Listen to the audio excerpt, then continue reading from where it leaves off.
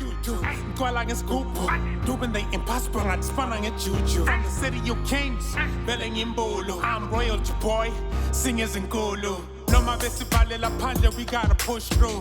Gotta stay polished, in school shoe. Like Britain's over in the Asian area, about to take a shot over James. We were raised to be kings. Hey, like this Congo Sutan is dude, slime beat is, Puna Amatuba. 10 times how to make it out here. But we keep it moving even without cheers. Trying to put the whole city on the map. I pray that the city's coming back. Pagama Bulawayo. Pagama Bulawayo. KONtuthu. Hello and welcome to episode 43 of Afrikanists Assemble. For tens of thousands of years, the vast majority of human history, humanity was composing its literary works entirely orally. It's only been in the last few thousand years that the technology of writing entered the picture, making writing actually a strange new trend, all things considered. And while this was slowly embraced by mainly elites in certain societies, it was firmly entrenched in the hegemonic global north by the age of imperialism. Thus, for a long time, the formal discipline of literary studies only considered written works worth studying, and oral literatures still struggle for recognition in many arenas. This month, we asked our contributors to imagine this situation being flipped. Here's the question we asked them. Let's pretend that oral genres of literature, worldwide and throughout history, were considered to be a higher form of literary art than written ones. How might the world look different? Let's hear their answers, which they submitted predominantly in African languages. Bí ó bá jẹ́ kìkìdá literature alone ni gbogbo èèyàn ní àgbáyé ń lò tí a kì í lo àpilẹ̀kọ, àwọn alóyin lóhùn tó mọ̀rọ̀ àti ìtàn sọ dáadáa pẹ̀lú ìmọ̀sílára ni ò bá gba ayé kan. Àwọn ni gbogbo ayé ò bá máa péjọ yíká wo ẹnu wọn láwùjọ. Àwọn ni ò bá jẹ́ ọlọ́gbọ́n àti onímọ̀ jù láwùjọ. Kò bá má sí àwọn òǹkọ̀wé bíi Dio Fagunwa, Wọlé Ṣóyínká, Chinua Achebe, Ngugi àti bẹ́ẹ̀ bẹ́ẹ̀ lọ tí iṣẹ́ wọn ti gbalégbako. Bí kò bá sí kíkọ, orí ni àbá máa há gbogbo nǹkan tí wọ́n kọ́ wa ní iléèwé sí. Orí ni olùkọ́ ò bá ti máa kọ́ àwọn akẹ́kọ̀ọ́ ní gbogbo ẹ̀kọ́ láìsí ìwé kíkà àti kíkọ. Kò ní sí ìwé kíkà fún akẹ́kọ̀ọ́. Ọ̀pọ̀lọpọ̀ nǹkan ni àwọn akẹ́kọ̀ọ́ ìbá ti gbàgbé pátápátá. Ọ̀pọ̀lọpọ̀ ni olùkọ́ á gbàgbé láti kọ́ àwọn akẹ́kọ̀ọ́. Bó bá ń relé ló máa rántí òmíràn. A tún ti gbàgbé kó tó di ọjọ́ kejì. Ìdánwò àlòhùn ni àwọn akẹ́kọ̀ọ́ ò bá máa ṣe. Ìwé àti gègé ìkọ̀wé kò bá má sí nítorí wọn ò ní wúlò. Àwọn akọ̀wé, òṣìṣẹ́ kọ̀wé àti àwọn òǹtẹ̀wé kò bá má ní iṣẹ́ tàbí kí wọ́n ti wá nǹkan mìíràn ṣe. Àwọn ààrẹ orílẹ̀-èdè àti olórí kò bá máa sọ gbogbo ohun tí wọ́n ń sọ lórí ni. Wọn ìbá máa ṣe ìgbékalẹ̀ ọ̀rọ̀ sísọ àti ìlànà ìṣe láì lo ìwé fún ìgbáradì. Àwọn akàròyìn ò bá máa ròyìn láti orí ni. Wọ́n á gbàgbé ọ̀pọ̀ nǹkan. Wọ́n á rántí ìwọ̀nba tí ọpọlọ wọn lè gbé. Èyí ni àwọn nǹkan tó ń ṣẹlẹ̀ nígbà láéláé nígbà tí kò sí àkọọ́lẹ̀ tí ọ̀pọ̀ ìtàn kò fi lójútùú dòní tí a kò mọ ohunkóhun nípa wọn. Ní irú àwùjọ bẹ́ẹ̀, èèyàn ò bá máa ṣùpọ̀ nígbà gbogbo nítorí pé ẹbí, ará, ọ̀rẹ́ àti ojúlùmọ̀ yóò máa péjọ bíi ayé àtijọ́ láti gbọ́rọ̀ lẹ́nu sọ̀rọ̀sọ̀rọ̀ tó dáńtọ́ tẹnu ẹ̀ dùn jùyọ̀ ni. Kò ní sí àǹfààní kankan fún onítìjú, akólòlò àti odi láti kọ̀wé di òǹkọ̀wé ńlá. Ayé ìbá fì sí ọ̀nà kan ni. Kò ní sí àǹkà ìtàn gbádùn nínú ìwé lórí ibùsùn wa. Gbogbo ìtàn ni a kò ní rí bó bá pẹ́. Èyí tí a bá sì rí kò ní kújú òṣùwọ̀n. Àfikún á pọ̀, àyọkúrò náà kò ní lóǹkà. Ìtumọ̀ atótónu yìí ni wípé bí alohùn ti wúlò náà ni àkọọ́lẹ̀ náà wúlò fún wa. Méjèèjì ló wúlò fún wa, ṣùgbọ́n àkọọ́lẹ̀ wúlò fún ìtọ́jú ọ̀rọ̀ púpọ̀ fún ọjọ́ iwájú. Ẹ ṣeun.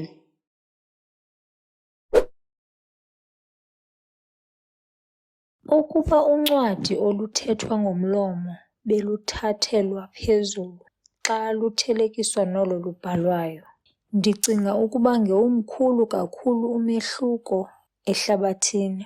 Oku bekuza kubanga utshintsho oluhle ingakumbi kubantu bolu lwimi. Mandenze umzekelo ngolwimi lwesiXhosa. Ukuba bekusahanjwa ngendebe endala, ngekuthetha ukuba wonke umntwana wakwaXhosa akanayo ingxaki yokungazi imbali, izithethe kwakunye namabali angqangi amumathe iimfundiso zomzi ontsundu, njengoko iyingxaki ekhoyo kweli xesha loncwadi olubhalwayo. Isizwe ngasinye besiza kuba noxanduva lokudlulisa ulwazi lwembali, izithethe neemfundiso zalo kwisizukulwana. Abantwana bebeza kuba nesigama esisemgangathweni ngokubhekisele kwiilwimi zabo zeenkobe. Loo nto ibiya kuba ligalelo elihle kakhulu kwilinge lokuphuhlisa ilwimi.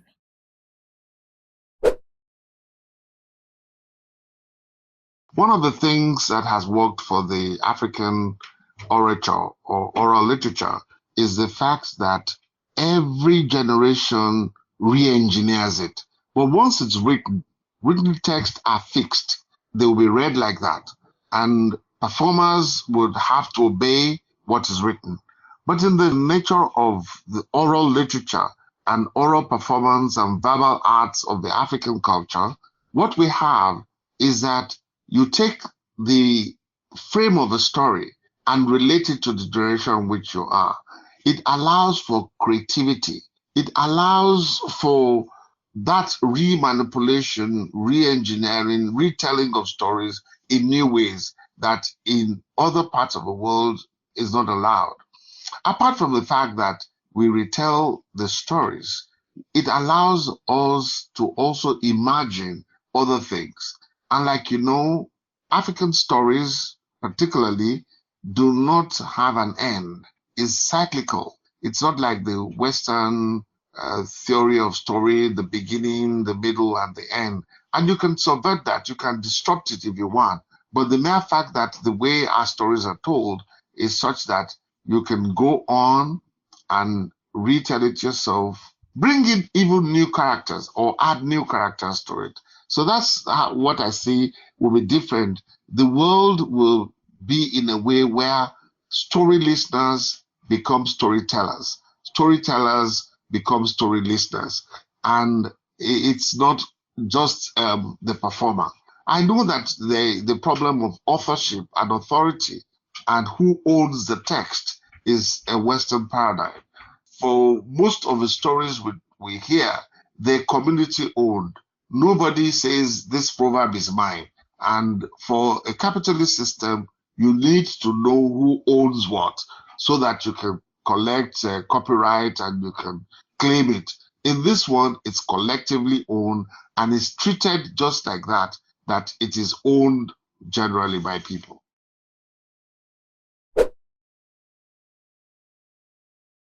Wannan zance ne mai muhimmanci da an ɗauki dukkan adabin baka a matsayin adabi mafi ɗaukaka kan rubutaccen adabi, tabbas da duniya ta kasance daban da yadda take a yau. Misali, tun farko an sanya rubutaccen adabi ya kasance mafi ɗaukaka. Wannan tunani ya sanya adabin baka a matsayin adabi mai daraja ta biyu. Wannan matsayi ya kawo cikas kwarai da gaske wajen rashin baiwa adabin baka irin kulawar da ta dace da shi. Adabin baka adabi ne da ke nuna ƙwarewa, hikima da fasahar ɗan adam. Adabi ne da wani lokacin ya yi sama da shekara 1000, amma duk da haka yana nan bai mutu ba saboda yadda ƙwaƙwalwar ɗan adam ke da iya rike abu. Wannan adabi ne ya ba mu damar sanin tarihi da hikimomi na al'ummu da yawa masu miliyoyin mutane. Waɗannan mutanen sun yi amfani da fasahar adabin baka wajen taskance hikimominsu tare da isar da su ga ƙarni na gaba. Su kuma ƙarni na gaban sun yi nasarar isar da shi wannan adabin zuwa na gaba har dai abin ya zo yanzu. Bayan haka, waɗannan ƙarnoni da dama ba kawai sun isar da adabin baka ba ne, a'a, akwai canje-canje da ƙare-ƙare da gyare-gyare da mutane ke yi wa adabin baka da suka gada tun daga kaka da kakanni. Wannan ma wata hikima ce da ba a cika samu ba a rubutaccen adabi. Abin kula a nan, adabin baka yakan bayar da dama ga masu saurare su sanya tasu fasahar a cikin sassan adabin da suke saurare. Ta haka kuma su ma waɗannan mutanen suka nuna tasu fasahar. A yau, duniya ta yi asarar dubban fasahohi da kirkire-kirkire da ke tattare da al'ummu masu yawa. Kashi wajen 50 na mutanen duniya. Hakan ya faru ne saboda ƙasƙanci da aka sanya wa adabin baka domin baiwa rubutaccen adabi ɗaukaka. Yanzu da aka fara mayar da hankali ga adabin baka, duniya ta fara amfana daga irin waɗannan ayyukan hikima na adabin baka. Wannan ci gaba ya kasance zahiri a fannoni da dama, tun daga kiwon lafiya, ƙere-ƙere, sufuri da kuma mafi muhimmanci fannin ilimi da kuma hanyoyin sani da kuma samun ilimi. Ina fata wata rana za a daidaita darajar adabin baka da rubutaccen adabi. Na gode.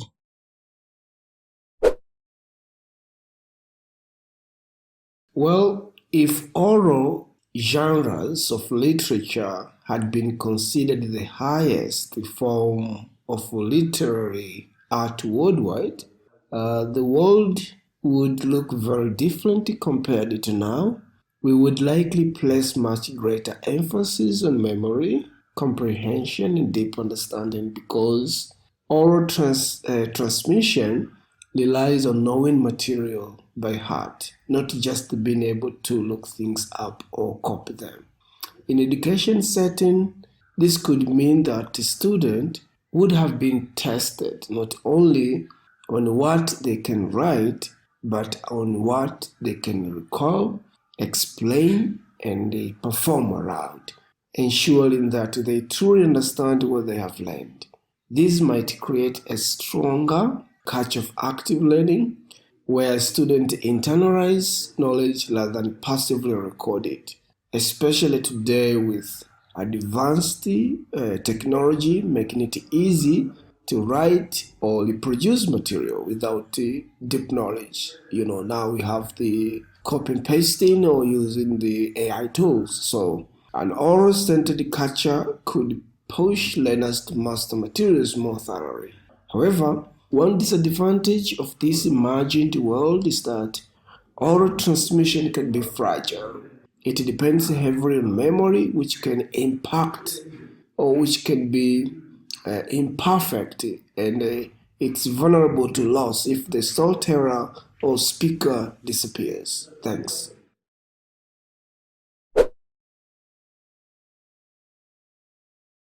Ụwa aka dị iche site n'ihe ndị a: nketa na nchekwa omenala.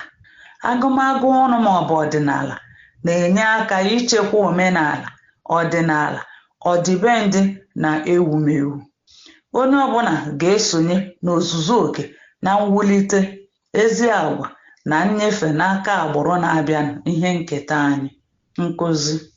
Usoro nkụzi anyị aka agbaso usoro agụmagụ ọnụ, omenala, akụkọ, ejije na mgbagha, ebe onye ọbụla ga-enwe ike itinye ọnụ. A ga-eji usoro nkụzi ọdịnala akụzi ezi agwa, nka na ụzụ, ịhụnanya dịrị gawazie. Ngosipụta nka. Nka ndị a na-egosipụta kwa ụbọchị site n'egwu, ejije, abụ dịrị gawazie aka mara anyị ahụ ugbu a. Akụkọ. Ntụtegharị akụkọ a ka abụ usoro tara ọchịchị iji chekwaa ma wulite agụmagụ ọdịnala dịka akụkọ okike, akụkọ ndị ichie, akụkọ ifo dịrị gawazie, nke ga-adị mfe inyefe n'aka ụmụ anyị ha. Ụwa aka mma ma dịkwa iche na agwa, ịhụnanya, nleta, nhazi na mwulite n'ozuzu oke karịa uwe ugbu a na-ahapụ omenala anyị ma na-etinye isi n'ụwa ihe niile bụ aka mere, AI, artificial intelligence. Agụmagụ ọnụ maọbụ nke ọdịnala na-akwụsị agwa ọjọọ, umengwụ na ọtụtụ ihe ọjọọ ndị ọzọ ma kwalite ezi agwa, ịgba mbọ na ihe ọma ndị dịgasị iche iche. Ndewonu.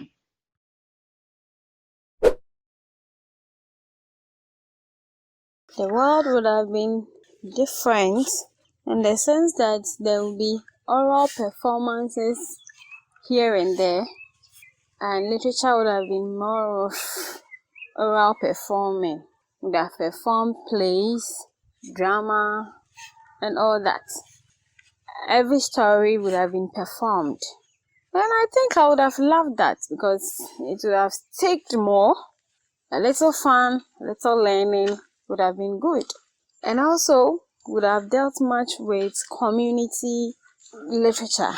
Yes, each community has a story that is passed on from generation to generation. We would have dealt more with that, especially with our Kwekwanansi stories, our folktales, our folklores. Yes, even now it's fading off. Children don't listen to Kwekwanansi stories again. I think that would have been great. We would have still dealt with that instead of their written stories. Nowadays in Africa, children find it difficult to pick a book and read. Yeah, so I think that would have been great, and the world would have been a happy place. Especially Africa would have been a happy place because we would have enjoyed that more.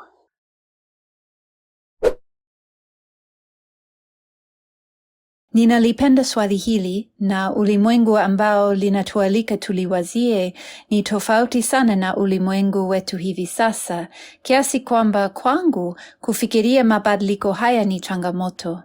Kwa kuwa nimekuwa nikiandika hivi majuzi kuhusu dhana ya sauti katika fasihi, yani kwa Kiingereza the concept of voice.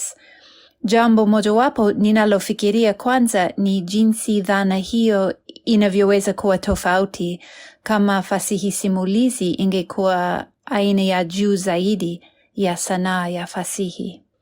Kwa sababu kukariri kwa fasihi simulizi kungeanzishwa kama aina ya juu sana ya sanaa, na tungezoea kusikiliza shairi tuseme likitolewa kwa sauti na waigizaji na wazungumzaji mbalimbali kama sharti la uwasilishaji wake, na kufikiria jinsi sauti hizo za waigizaji au wasomaji zinavyohusiana na sauti ya mtungaji asilia na sauti tunayoisikia katika akili zetu zenyewe tunapokumbuka shairi la fasihi simulizi.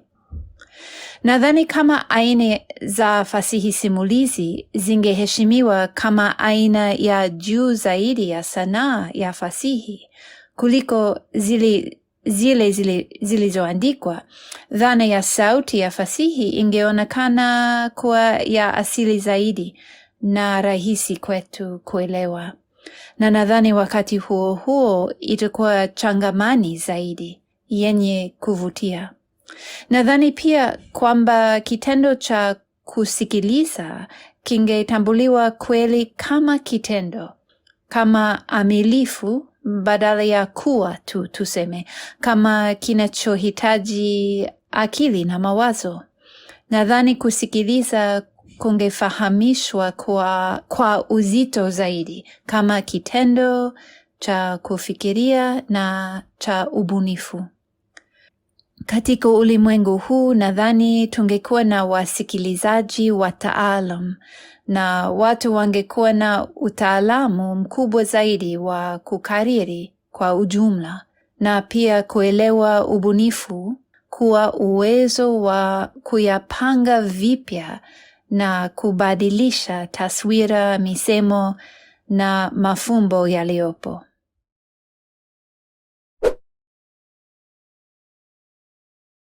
If oral literature was considered to be a higher form of literary art, what might the world look like? I think of three things which are very interconnected. There will be deeper human connection because we will be interacting with people direct and on. And the second thing I would think about is peace and maybe appreciation of other cultures, which again brings us back to the peace and the human connection. Because oral literature cannot be divorced from the performer, from the community, from the storyteller in this case, and the audience. There is always a kind of a participation, a collaboration between all these three, the listening and the speaking and all these. And to understand the story sometime and to attach some emotion to it, to attach meaning to it, then we will not need all these verbal and non-verbal cues. We would also need a background of the story. So there will be interjections in the middle of telling the story. There will be interjections by the performer or the storyteller in this case to explain the context of this story, to explain when it was performed or what was happening in the community at that particular time. And they will always be coming back into the story and going back into the community community and attaching the emotion to the person that is performing at this particular moment. And then, of course, there is also audience participation in their nodding, their clapping, the laughter, and everything else, the emotions that come with that. And so it is more engaging, it is more interactive than it is with written literature. With written literature, if we're reading a novel, for example, then when we are reading that, we are not imagining what the author was thinking about at that particular moment, what they were doing, what they were going through, unless we go back and read around it to do some literature review around the history of this particular community, what was happening around the author's situation, around the author's life in this case, then the text exists in its own entity. And of course, that's why Niger talks about the death of the author, so that we do not analyze that and looks at thinking about what it is that the author was thinking at that particular time.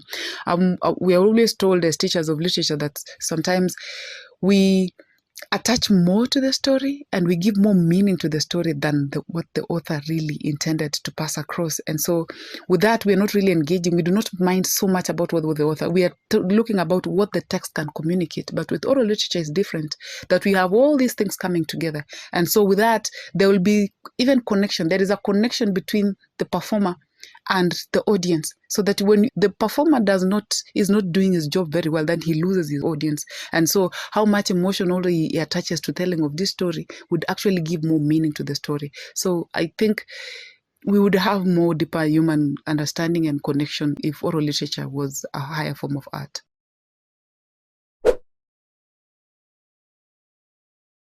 Idan tatsuniyoyi da waƙoƙi da ake ambata su da baki sun fi waɗanda aka rubuta su daraja, ina tsammani cewa duniya za ta fi daɗi, domin kalma ta baki ya kumshi fannoni da yawa, daga ƙara zuwa murya har harshe har kamannin fuska ko kuwa motsin jiki. So da dama yawan tatsuniyoyi da waƙoƙi suna ɗaure da yanayin hidiman, domin dangantakan da ke nan tsakanin mai ambatawa da masu kallon shi yana da muhimmanci a fahimtarwar hidimar da ke ƙasa. A nawa tunanin, damuwan zai kasance da waɗanda ba su da idanun kallo ko kunnen ji, sabili da halittarsu. Waɗannan ba za su iya more hidimomin waƙoƙin ko tatsuniyoyin ba. Amma tun da shike muna amfani da misali ne, ina tunani cewa idan akwai wuri kamar aljanna inda babu matsala cikin sifan jikinsu, al'umma za su more duk tatsuniyoyi da waƙoƙin da ake shiryawa, domin asalin burin tatsuniyoyi ba a takarda take ba, amma a ambace take. Ba dalilin da muke karatu a gaban jama'a ba kenan?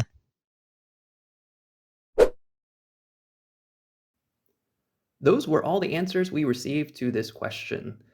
What did you think of their takes on a hypothetical world in which oral literature was considered a higher form of literary art than written literature?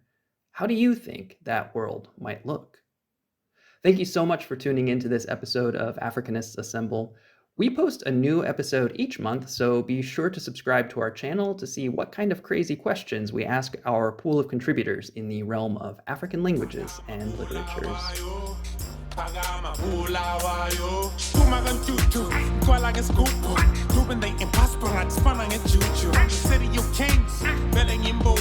royal boy, singers and golo.